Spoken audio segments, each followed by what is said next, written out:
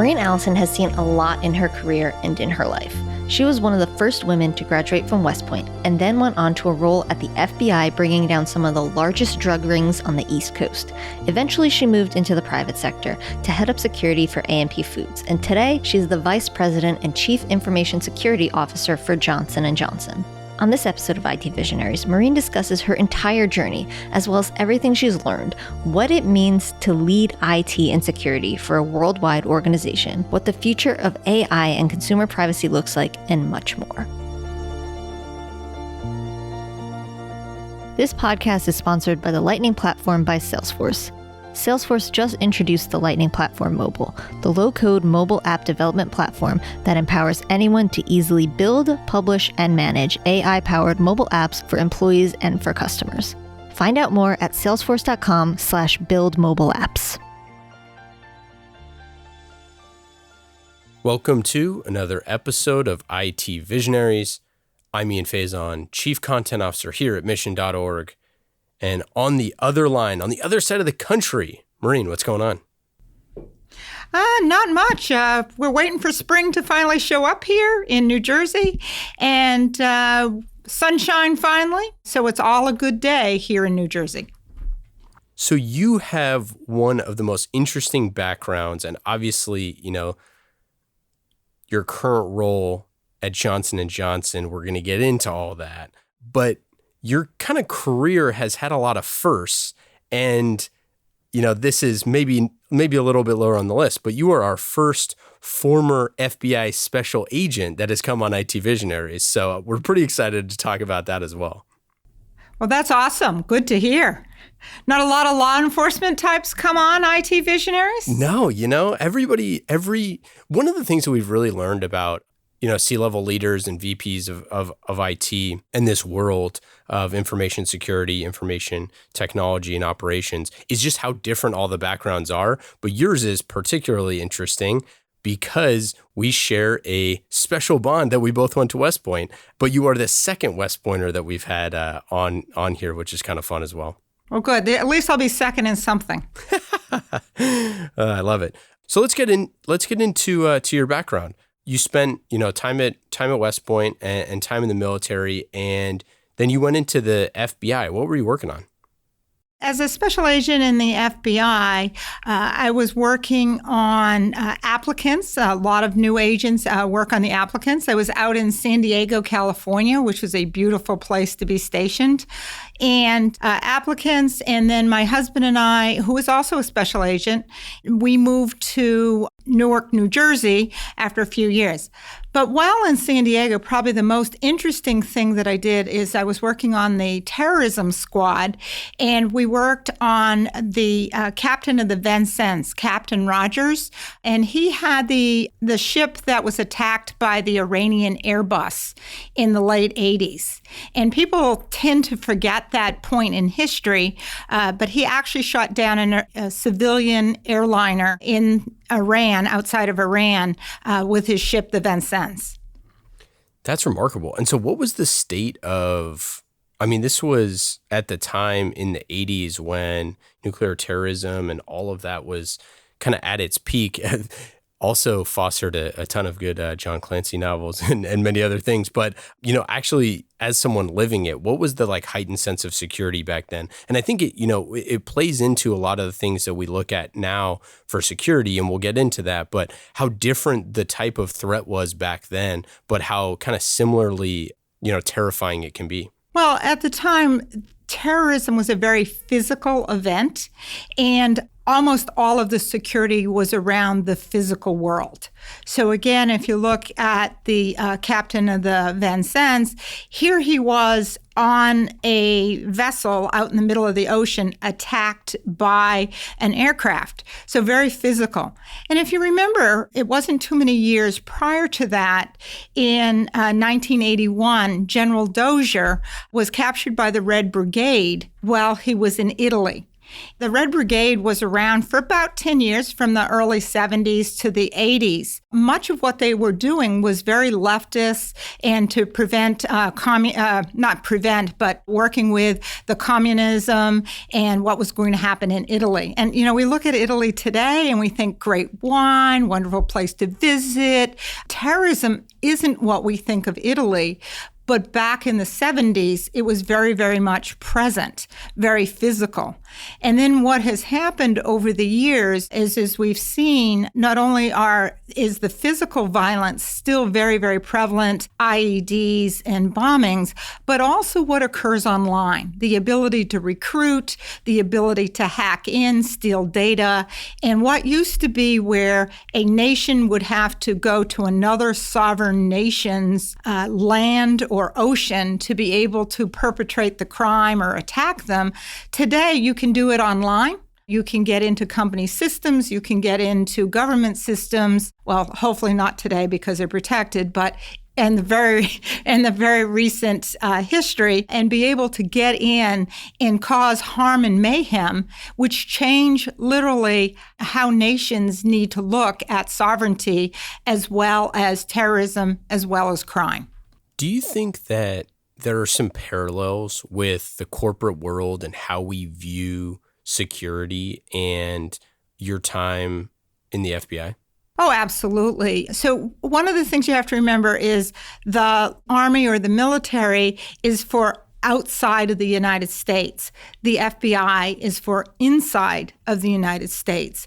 And again, we've talked about, especially with information security, that transcending from the physical security to the IT security or online. And where we used to think of companies were very responsible all for their own security. They have to do it all themselves.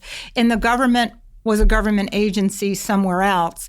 What has happened now again is when you see a large bank or a large corporation who's attacked, that actually can be used by nation states as an act of war, but now we're attacking something we never would see as an attack. Let me give you a better example of this.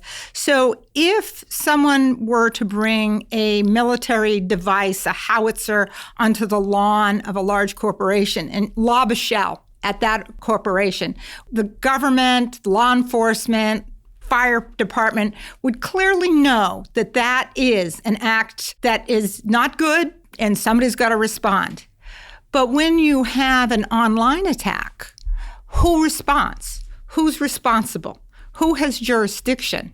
So a lot of what we do today has transcend what we normally know as the response to now how do we respond in these areas, which for us in the IT profession has created a unique dilemma, a unique opportunity for us to trying to use our resources in the government and law enforcement, military, to ask, how are you going to help us defend our country? Yeah, I think it's such an interesting point because with threats, we talked about, when I was in Afghanistan about, the 360-degree battlefield and threats coming from everywhere. And truly that is the case with, our digital security now. Threats can come from any place and you don't necessarily know who they are or what device they're coming from or what country they're coming from at any given time. Do you think that the evolution of those threats, like specifically from a tech perspective, are something that is scarier now, or maybe scary isn't the right word, but is just something that is, because it's such a silent attack that is something that we haven't taken as seriously as we should have? Well, I think it's been not as visible until a number of the laws requiring disclosures of those attacks. Some companies may not have disclosed them, or the government may not have disclosed them. They weren't required to at the time. But I'm going to take us back to our military science days at West Point. Let's do it. Probably the most important thing, even in the cyber world, is know thy enemy. And so I would tell you that there are signatures, there are activities that can be utilized, and you can gain intelligence of those who are attacking you. A level of sophistication, you can look at avenues that they come in, technologies they are utilizing, which helps give you a clue to whether you're being attacked by a nation state, by hacktivists or hackers, by an insider threat, or, script kiddies, people just trying to create mayhem. And by looking at that, you can really tell your level of response and what you have and what you need to do. That's really interesting. And I think that's one of the things that a lot of times, on a traditional battlefield, we could look at, okay, they were uniformed forces fighting, in World War II, you had the Germans who wore uniforms, who fought us in a certain way. And a lot of it was about, gaining ground and this kind of war of attrition and controlling areas of terrain. With cyber attacks, it's not that way at all. What are the types of behaviors and end states that these attackers are looking for? Is it just kind of like disruption? Is it just kind of causing mayhem, like you were saying?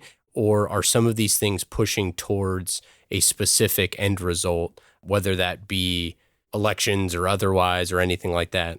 Yes. So you can see what's happening over the course of years.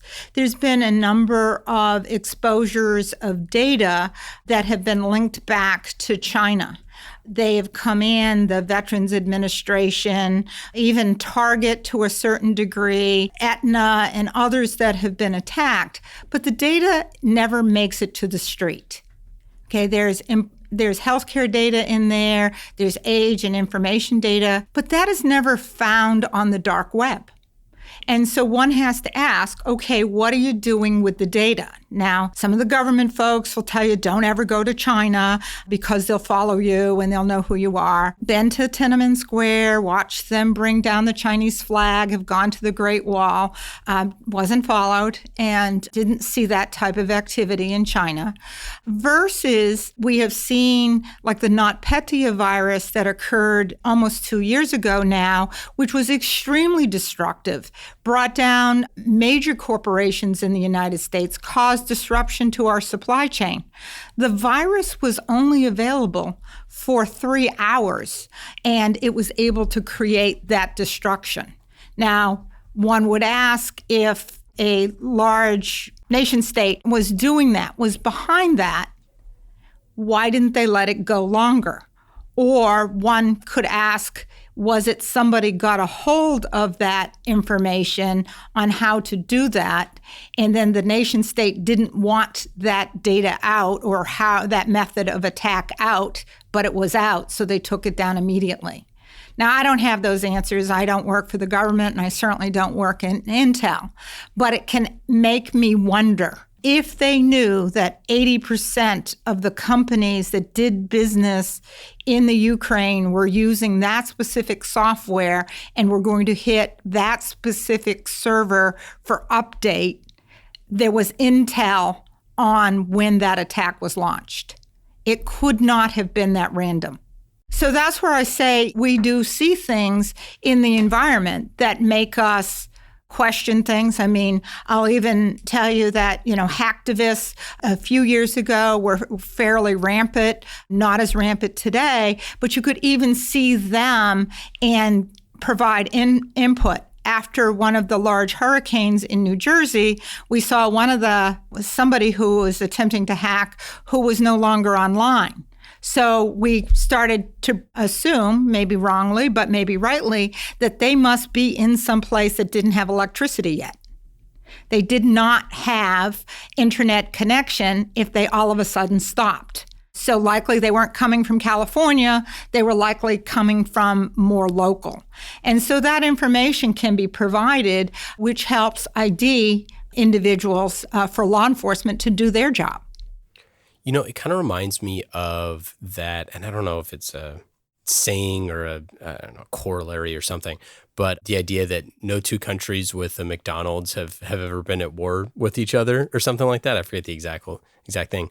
But I think it's an interesting look into this kind of current threat landscape where if you were to say that, no two countries that have, a McDonald's have done cyber attacks against each other, that's like 100% not true, potentially.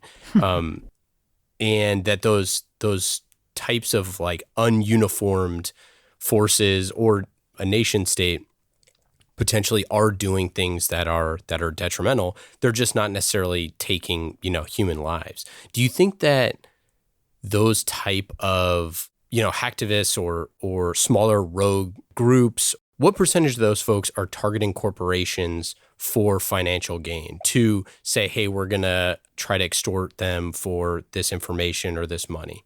Most is for the criminal element to find data for money. I don't even think it's extortion. It's what data is available out there on what account, where, that I can gather information on to monetize. That's the biggest. So most of the corporations of my size, about 90% of the email that is destined to come into my company gets stripped off even before it gets into my company because it's some type of phishing or malware, and we just don't even let it into the gate. Wow. 90%. That is unbelievable. And so today, the sophisticated technologies, and this is why I love being a chief information security officer, because not only do I get to use brand new, innovative technologies every single day, every single year, we have a lot of innovation, venture capitalists in our technologies. And so we get to put these together. We get to design new systems, new way of going after. We get to work with end users. But I also today get a lot of work. There's a lot of the new cloud technologies is now called AI, artificial intelligence. Not a lot of artificial intelligence out there yet. A lot of machine learning and correlation that's going on. And so in my space, I have a huge cloud of security data that I do machine learning and correlation on to try to find the needle in the haystack. In technologies that when the invisible man comes into the room who's trying to steal data, I may not be ever able to see him or her when they enter, but I can see their impressions on the carpet to be able to identify them and to surround them and prevent them from moving anywhere or taking any data. So it's a very interesting space for us in this area. And so I have a job now, here I've taken my military side where I had to learn, military police, and then my FBI side, my intel background, my terrorism knowledge from the FBI, and my electrical engineering training from West Point. And I put that all together and I've got like the perfect job. That's so it's really cool to hear, and I love the idea of seeing the footprints and how you're tracking that. I for one would not want to get in your way, that's for sure. About as much as I would want to get in your way would be just from a podcast perspective. But what does information security look like at Johnson & Johnson? I mean, Johnson & Johnson, you have 125,000 employees across 60 countries. You have a huge company that is world renowned for a portfolio of brands that are in people's lives every single day. And with that many people touching your products and that many people working in the company in that many countries, it seems like it could be a very complicated, nightmare or headache potentially with that much, risk profile. How do you kind of view all of that? Well, it would be easy to make it very complicated, but I enjoy making things simple and keeping them simple. It really is about running an organization. I have a worldwide organization working on all of the different J&J products and systems throughout the entire world. But it's really about the diversity of thought and including everyone's voice into the conversation. Because I have people who sit way out at the business edge or the customer edge, and their views may be very different than a systems engineer who's running our security operations center. And when you bring them together, it would be easy to have them be at odds at each other. But the culture that we run here, and using the J&J credo, is around diversity of thought, inclusion, listening to people, and coming up with solutions that are good for our customers, for our patients, for our doctors, our nurses, because that's what we're in the business. We're in the business of healthcare and helping people and solving some of the most difficult healthcare problems in the world. And to do that, the Information Security Department has to be totally aligned with the business in protection of data and making sure our systems are secure. I want to get into that, into your relationship with the business. We've talked to a lot of CIOs and CTOs about this growing responsibility with the business, specifically on the B2B side, where CIOs are spending a lot more time with the customer than ever before. A lot of the kind of ticket-taking mentality is kind of just par for the course at this time, and they're looking at innovation, at cloud technologies, at AI and machine learning and things like that to improve innovation within their companies, but specifically partnering with the business to learn and know exactly where they can add value in the ecosystem. How do you view your relationship as a C-level executive working with, first let's talk with IT and with kind of how does information security and IT blend together as in this world as we're going forward? So information security, I consider, has one foot in IT and one foot in the business. And then maybe one foot in corporate governance. So yeah. I'm a three-legged stool at best. I might have even a leg or two more. But the reality is that I have to know that my charter, my mission is to protect the company and to protect the business data of our customers. So that's first and foremost. So there are times that I'm going to potentially be at odds with IT or with the business, but in a way that provides just another point of view. Ultimately, it will come down to business risk. And a lot of security departments love to have perfect security. Perfect security may not be what's needed. Something may be just an experiment. And to put in all the heavyweight security requirements might not be what you want to do. But as long as you can say, if I'm taking somebody else's data and I'm ensuring it's protected, even if it's an experiment, then you're doing the right thing. And that's what it comes down to. I think you see today, especially in those companies that are working with other people's data, credit card information, banking, insurance, that you will see that there is that need to bring together the business, IT, and cybersecurity, and likely corporate governance, lawyers and others that need to be involved to make the right decision, the right risk decision for a company. We've talked to folks in startup land where the CTO basically has three functions, where one of them is kind of similar three-legged stool. One of them is IT and kind of internal. The second one is product development, managing a team of engineers that are building product, and the third one being information security. It's interesting how different companies kind of adopt different names and roles and responsibilities for these kind of functions.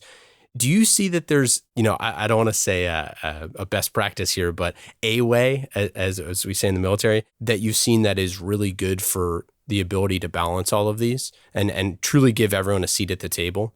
I think that, again, it gets down to that diversity and inclusion in realizing who are the stakeholders that need to come together to make the right business decision. If you only have salespeople and marketing people at the table, you're going to make a sales and marketing decision. If you only have the IT or the security people, you're going to make more of an IT or a security decision. But what needs to happen is you need to bring all of those elements together to make the right decision for the company. Now, I would tell you there isn't a one-size-fits-all. You can go to 50 different companies and talk to the CISOs of those 50 companies and their CIOs, and each one has a slightly different job and responsibility depending upon what industry they're in. And rightly so. And you have to be very cognizant. And in a lot of areas, if you've seen a CIO or a CISO that has gone to multiple companies, they usually can translate from one industry to the next on why it's different. I started out my civilian career in the food industry. Best MBA I ever received. Be in a penny business and you will understand a P&L like nobody's business. That's exactly right. But there, I had customers who had to come into the stores. So I couldn't have an access control system like I would use in a corporate building where I didn't want people to freely walk in and out. I had different challenges because it's a cash business. People are paying in cash and bringing large sums of cash. And a grocery store that's bringing in, potentially on a holiday day, could be bringing in almost $1 million worth of cash. How you move that out and the security that needs to go with that, how you protect that. CCTV systems that you're going to use are likely going to be different than the ones that you're going to use for your Skype in a conference room. And so you have to understand all the business you're in and then how the technology applies to it and not go to a one-size-fits-all. And the VC people, I love them, right? The entrepreneurs. And J&J does work with a lot of entrepreneurial companies because when they're ready to have to come into the healthcare fold or work with the FDA, our ability to take small companies and move them in and work with them with the regulations in the areas that they may not have experience with has been part of our business model. Let's talk about innovation for a second. I think it is so interesting that you touched on that when kind of the startups get a chance to grow up and come into the fold a little bit. It warms my heart as, we're technically a small and startup-ish type of company here at Mission. But I think that it's an interesting point that we've talked to with a lot of the CIOs and CTOs on the podcast about how do you do that the right way? And how do you bring a company in that doesn't have necessarily a secure posture, they never had a CISO, they never had anything like that. And a lot of their security concerns were handled in a certain way, or maybe kind of an afterthought because they didn't have the runway to get to a certain place. How do you integrate technologies into the company? It has to be part of the business strategy. When you look at it, especially if it's a very small company, it would be really easy to lose them in a company as large as J&J or any large company. So you have to look at what are you purchasing. Is it the technology? Is it the intellectual capital? Is it the molecule or the business model? And then make sure that you don't lose that.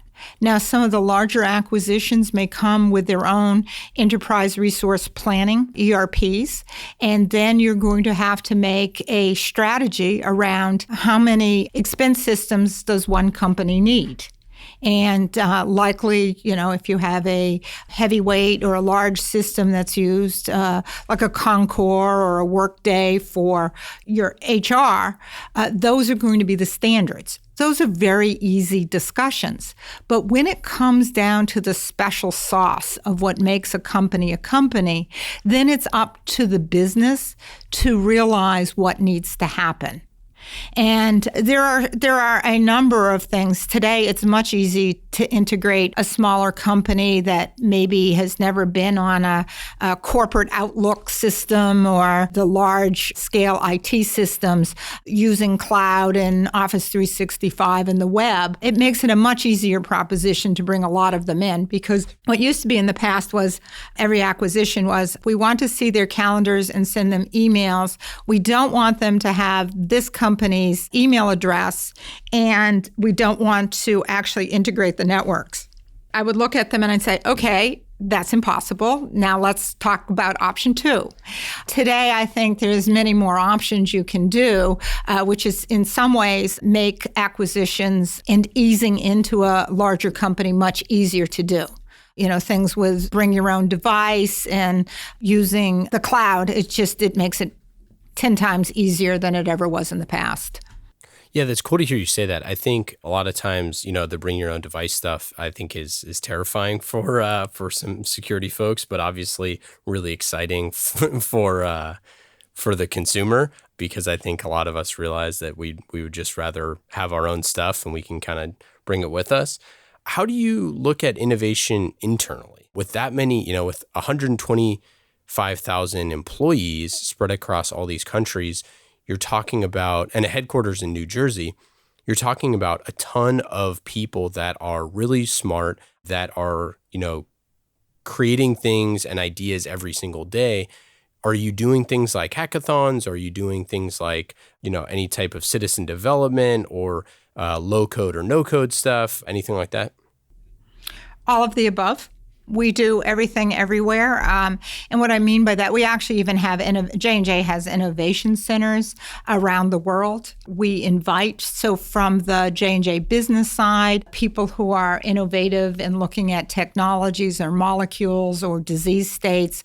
We work very closely in those spaces. We help them so that they have a place to come to. I know we have one in, I think it's London over in EMEA. We have one in, at least one or two in Asia, as well as New York City, California, to help grow the industry itself, the biomedical industry and medical devices, as well as, so that is on the business side. And then we have inside some very, very smart R&D folks that are doing things like the J&J light mask used for acne treatments for women and men, and what that technology looks like that was created in-house.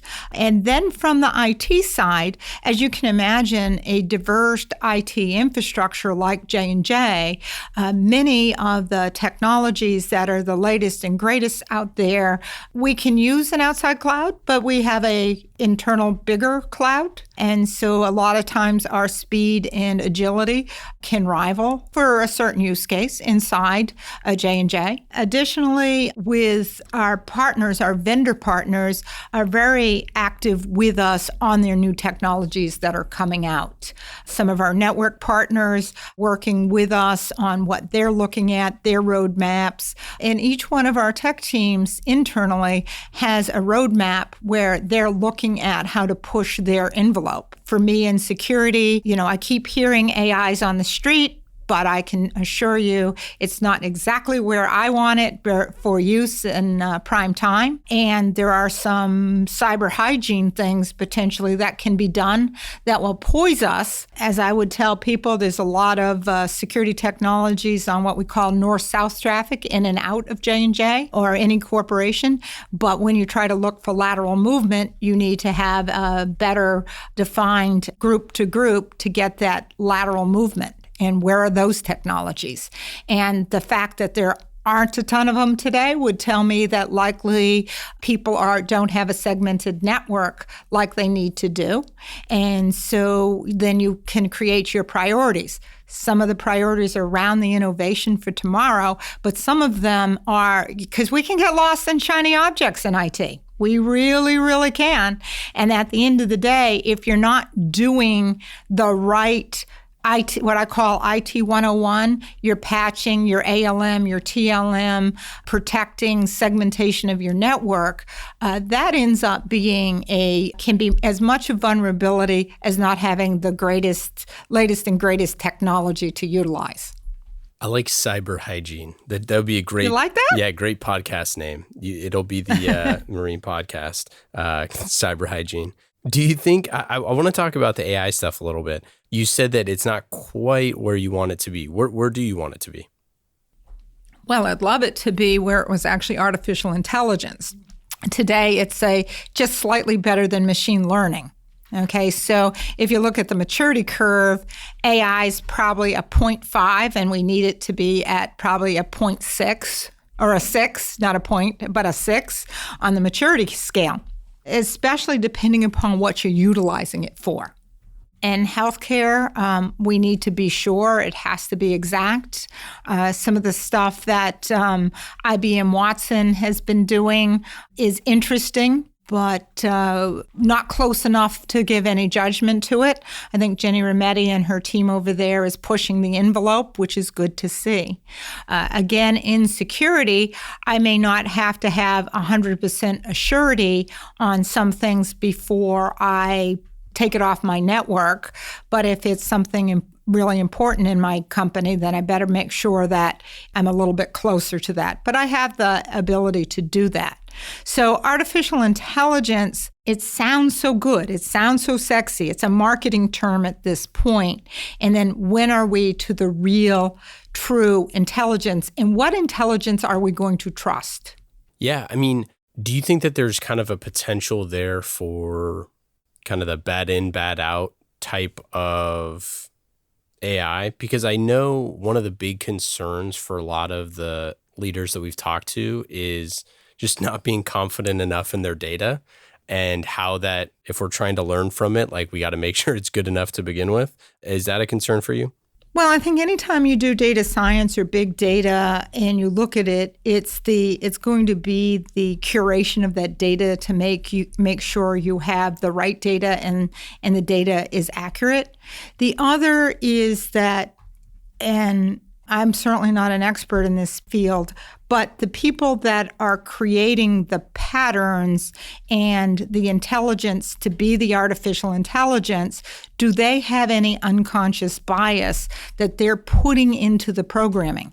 It's not that I trust the data more than I trust the programmer. Yeah, that's a really good point. You know, the data's going to be the data. Now, it may be bad programming underneath there or behind there, but at the end, the data is the data. And then it's the how are you using it, which is going to be very important. I think things like data ethics, which we haven't even touched the surface of yet, will probably be things that we see in the future that'll be taught at university or people will be looking at. Which data and how to use that, especially for us in healthcare, especially in human healthcare. Yeah, it's a great point. I mean, you see from an advertising standpoint, anyone in healthcare, you know, we've all seen the commercials where you have all of the disclosures that come in one of those, you know, in a 30-second spot. You have 15 seconds of saying all the different things about it. I mean, I think that there's so little room for error with some of that stuff and how that data is presented and shared with consumers that could be potentially pretty damaging. And especially when you're trying to deepen customer relationships. A lot of the executives that we talk to are really trying to figure out how to improve customer experience, how to, you know, if you're using a certain type of face wash, what is the next, you know, level of this? We just talked to Allie from Sephora and all the things that Sephora is doing to think about this entire thing that is how you feel about your face and your appearance and making you feel good and all those different things that come into it rather than just kind of the product thing. Do you think that this emphasis on customer experience and how that is delivered is potentially something that is going to be really exciting with AI, but also potentially has a huge risk profile? Yeah, I think there's pros and cons on everything. So there's going to be the good and the bad with it. Customer experience, customer intimacy have been phrases that have been out there for some period of time. And just, you know, when is using Amazon creepy because it can predict what I'm going to look at next? Or is it just throwing back intelligence? It's not artificial intelligence. It's not telling me what I want to look at next. It's telling me what I've already looked at and maybe I need to reorder. And when is that creepy? And why does it keep following me when I go on to my Google Mail or my MSN Mail and it's still following me and knowing what I was looking at? That's really creepy. And then the interplay of laws like California. I want to opt out of that. I don't want to be stalked online anymore. Just stop it. And then what will happen to the data sets? Do you need all this, data of 18-year-old women who are using Sephora face cream to be able to make the analytics that's needed, or would a smaller subset of it good, the ones that just opt in? And are the ones that just opt in, are they the ones that need a date on Saturday night, or are they the ones that don't really need to be stalked at all?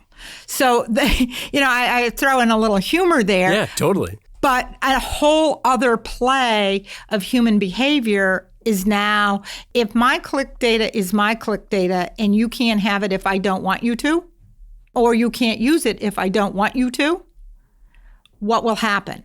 I don't know. We talk a lot about like digital privacy, but we still haven't even got actual snail mail right yet. Like, how is it possible that I get, and I think that there's something that you can do to turn this off, but like, how hard is it to find, right? How much spam physical mail do I get that actually is wasting resources in this world? Like, that's the sort of thing where you're like, man, we haven't got mail right. And we've been doing mail for, hundreds of years here. We could probably do a lot better on digital, but that's one of those things where you're like, I mean, I'm excited for how technology can improve that sort of stuff, but it's stuff like that where you're like, come on, we got to get our house right. Well, that's what some of our people who get like 250 emails a day, yeah, and they get one phishing email and they'll send it to me. How did this get into the company? I said, have you looked at your mailbox at the street lately? Yeah, exactly. You live in the wrong zip code and you can get everything known to human beings in your mailbox. It's just amazing. It is.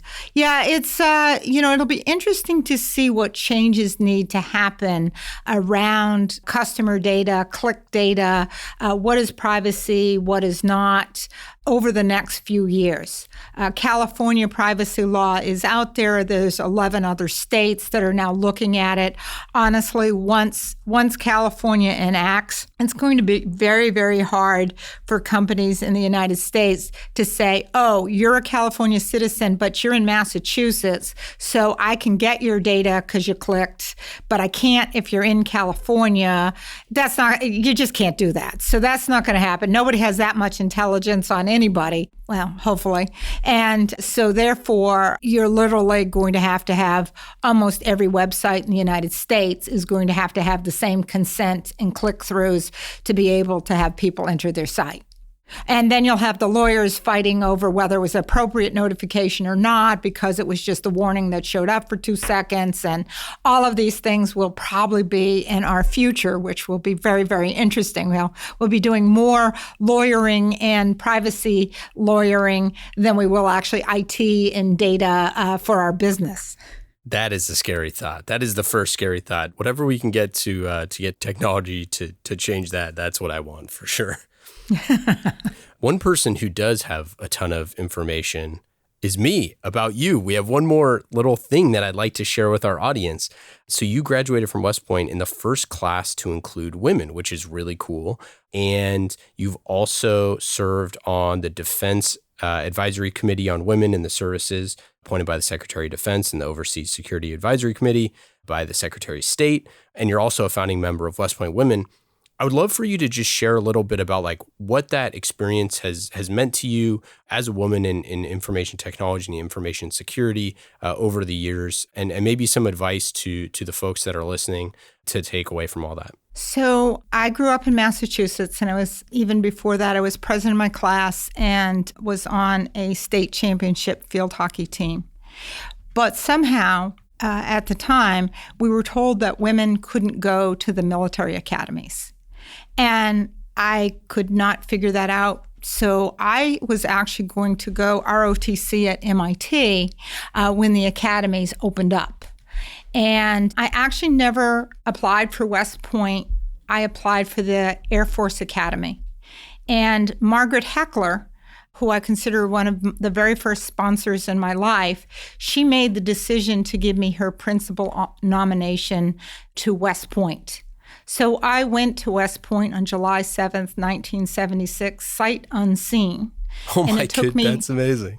I didn't know that. And it gets better. And it took me 5 weeks to figure out that every time the cannon went off and we were going from parade rest, salute, parade rest, that there actually was a flag going up because I was in a company that actually looked away, fifth company, which looked away from the flag, not at the flag. So I didn't realize until after Beast Barracks that the flag was going up and down during that little ritual every morning, noon, and night. But years later, I took electrical engineering at West Point.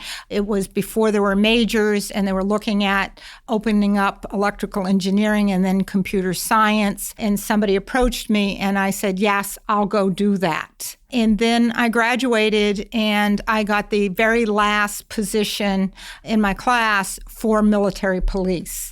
And I became a military police. I joined the military police because at the time, it was the only branch in the United States Army where I could do almost every single job as a man.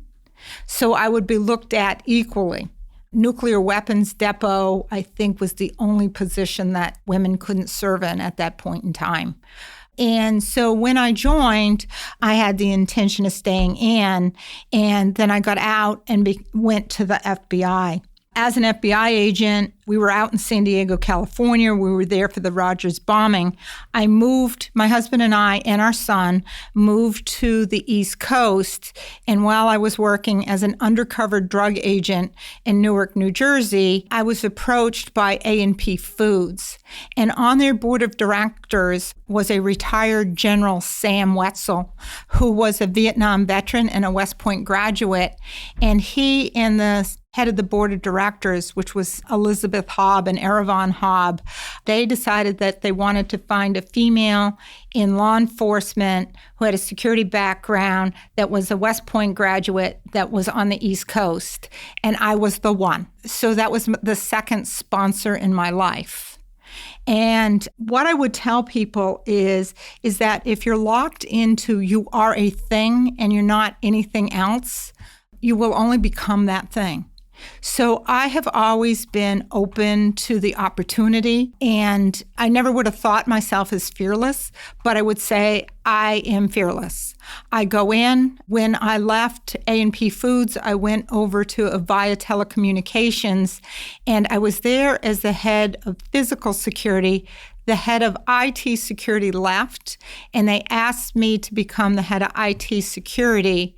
And they told me that they needed me to run the security of the network at the World Cup in Korea and Japan in 2002.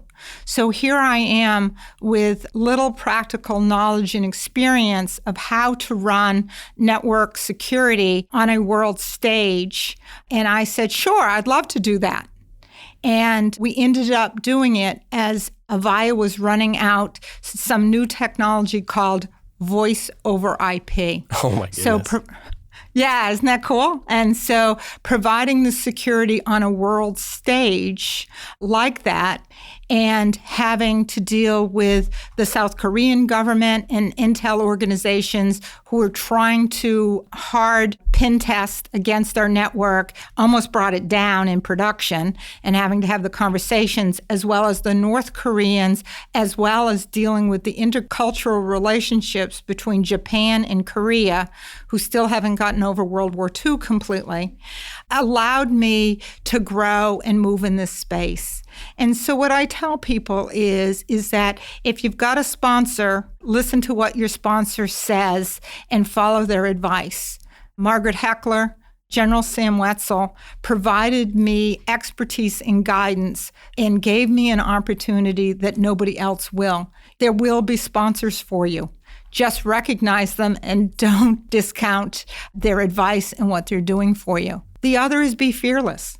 You know, I did undercover drug operations in Newark, New Jersey. I'm not a druggie. I don't know how to run a drug operation, but I was able to bring a operation bringing in 10,000 kilos a month into the New York metropolitan area down. So what I figured out was the skill that I learned in first grade is my greatest skill: read and comprehend. And IT, though it can be difficult and seem, especially at the most senior levels, it's around diversity, inclusion, and leading your organization so that they can support the business. And that becomes kind of the model that I have lived with and the advice that I give people. If you believe you can do it, you have a chance of doing it. If you believe you can't, you'll never get it done. That's incredible stuff and just such a cool story. I love that you did not apply. You've got to be one of the only people that never applied to West Point to get in. That's pretty great. And I can be one of those. I was not the 10,000 in the 10,000 who applied for West Point. I was one of the ones who didn't. Yeah, exactly. Right.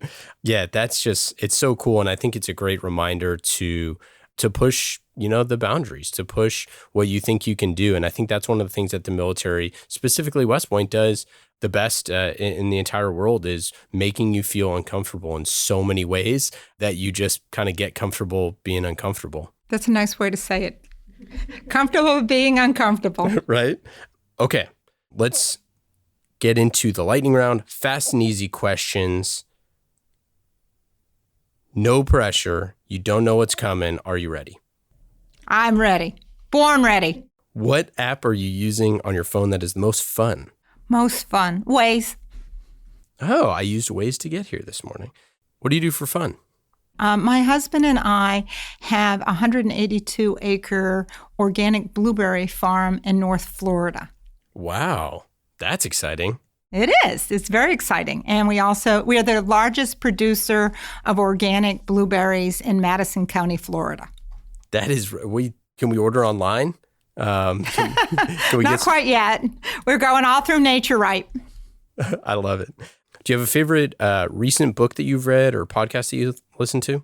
The most recent book I've read was, now of course I'd have to remember the name of it, huh? It was a book on Asia, on the rise of Asia. Oh, interesting. Yeah, well, you have to look at the demographics of the world and how many people are in Asia and where are people growing versus what's happening in North America and Europe. And so you have to look at the economic models and where are the people at and where you're going to have to solve the problems.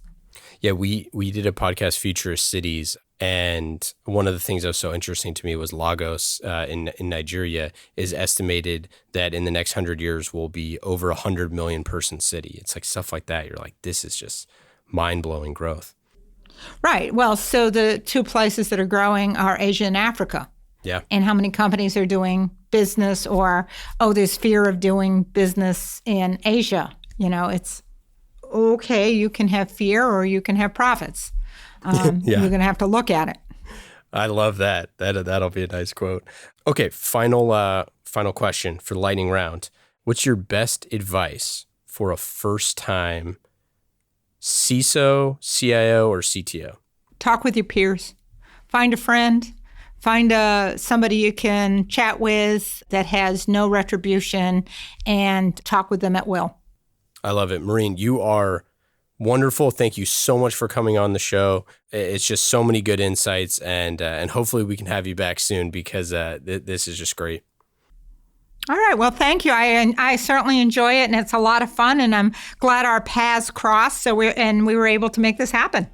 Absolutely. Thanks All right. again. Go Army. Beat Navy. Beat Navy. Thank you, Ian. Yeah. Thank you. Thank you again to our friends at Salesforce. IT Visionaries is brought to you by the Lightning Platform by Salesforce. Salesforce just introduced the Lightning Platform Mobile, the low-code mobile app development platform that empowers anyone to easily build, publish, and manage AI-powered mobile apps for employees and for customers. Find out more at salesforce.com/buildmobileapps.